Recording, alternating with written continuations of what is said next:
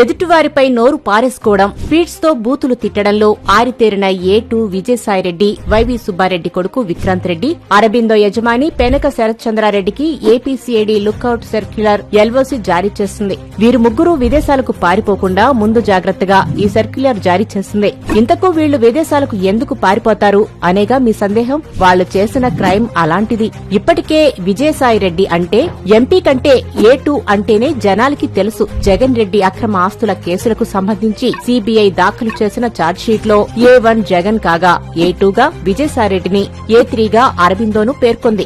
ఇక వీళ్లు ముగ్గురు చేసిన ఘోరమైన నేరం ఇప్పుడు దేశవ్యాప్తంగా చర్చనీయాంశమైంది. అధికారాన్ని అడ్డుపెట్టుకుని కాకినాడ పోర్టు, కాకినాడ సెజ్లోని కేవీ రావు అనే పారిశ్రామికవేత్తకు చెందిన వాటాలను ఆయన నుంచి బలవంతంగా లాక్కుని అరబిందోకు కట్టబెట్టారు. ఇలా బలవంతంగా వాటాలు రాయించుకునే క్రమంలో కేవీఆర్ తలకు గన్ గురిపెట్టి బెదిరించినట్టు తెలుస్తోంది. ఏపీసీఐడీకి బాధితుడు చేసిన ఫిర్యాదులో ఈ ముగ్గురి పేర్లను స్పష్టంగా పేర్కొన్నాడు. ఇది చాలా తీవ్రమైన నేరం. జగన్ ప్రోద్బలంతో, జగన్ కోసమే ఇవన్నీ చేసినా తెర మీద కనబడింది మాత్రం ఈ ముగ్గురే. ఇదొక్కటే కాదు, జగన్ హయాంలో ఈ ముగ్గురు చేసిన నేరాలు అన్నీ ఇన్ని కావు. ఒక్కొక్కటిగా అవన్నీ బయటపడుతుండటంతో వీరు సైలెంట్ గా విదేశాలకు చేకేసే ప్రయత్నాల్లో ఉన్నట్టు జనం అనుకుంటున్నారు. దీంతో ముందు జాగ్రత్తగా వీళ్లకు ఏపీసీఐడీ లుకౌట్ సర్క్యులర్ ఎల్ఓసీ జారీ చేసింది.